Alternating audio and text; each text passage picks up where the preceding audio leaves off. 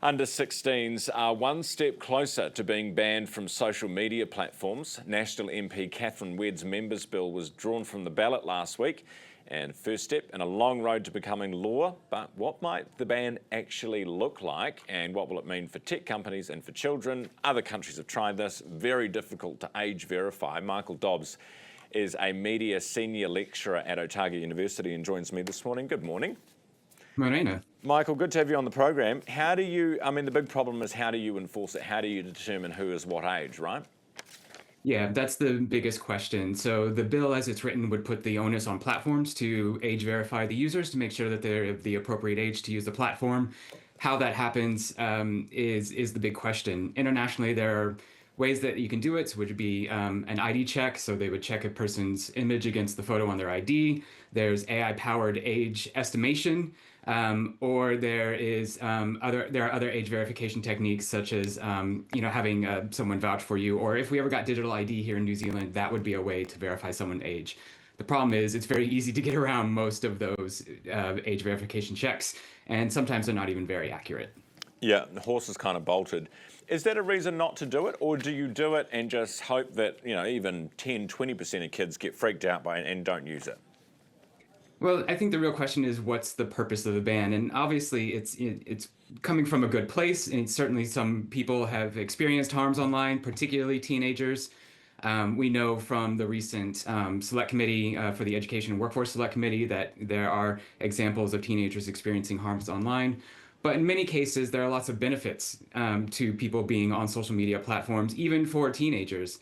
There are opportunities for community, there are opportunities for education. Some of my students talk about getting their work schedules through social media, which is a little weird to me, but is definitely important to their well-being. So the real question is a social media ban the appropriate way to address these harms that people are experiencing, or are there better methods that we could use that might help those people who are experiencing harms and then prevent people from causing harm to others on social media. Michael, I'm kind of getting sick of this argument that social media does good too. It's like, look how kids are tearing their hair out, depressed, not going to school because they've got chronic fatigue syndrome, because they've been stuck at home, not actually talking to anyone, and they don't know how to interact anymore. They're kind of at crisis point. Are we really going to say that all the benefits you get from social media are enough to outweigh the harms?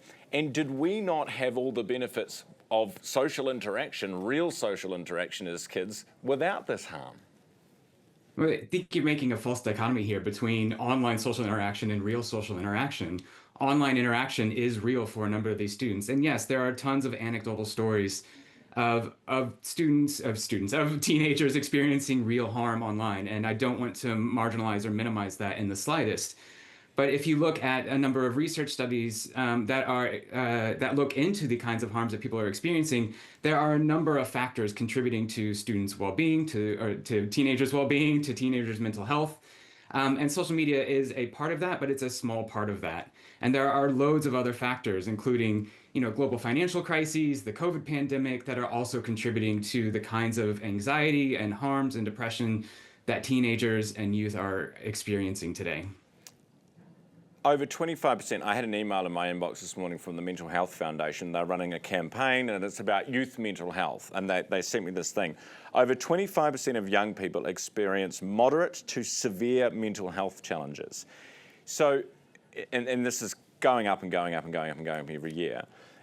When you say that we can put some of this down to COVID, what about COVID was it? Was it not the physical social isolation, and therefore, which social media encourages by its very definition, doesn't it?